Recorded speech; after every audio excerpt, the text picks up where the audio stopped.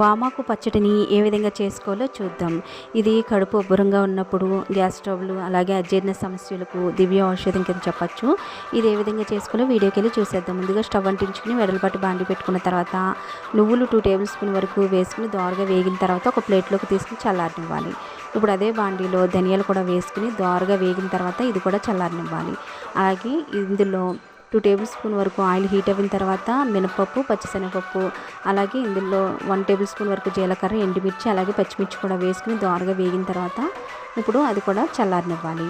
ఇప్పుడు ఇందులో బాగా కడిగినటువంటి వామాకు కూడా వేసుకుని ఇలా వేసేసరికి మనం ఇలా మగ్గిపోతుందండి. ఇప్పుడు ఇది కూడా చల్లారనివ్వాలి. ఇప్పుడు మిక్సీ జార్ తీసుకుని ఈ పోపు దినుసులన్నీ వేసేసుకున్న తర్వాత ఇందులో వెల్లుల్లి, అలాగే చింతపండు కూడా వేసుకుని బరుకుగా మిక్సీ పట్టుకోవాలి. ఇప్పుడు ఆకు కూడా వేసేసుకున్న తర్వాత సరిపడినంత సాల్ట్, పసుపు చిటికెడు వేసి మిక్సీ పట్టుకోవాలి. దీనికి పోపు అనేది పెట్టేసుకున్న తర్వాత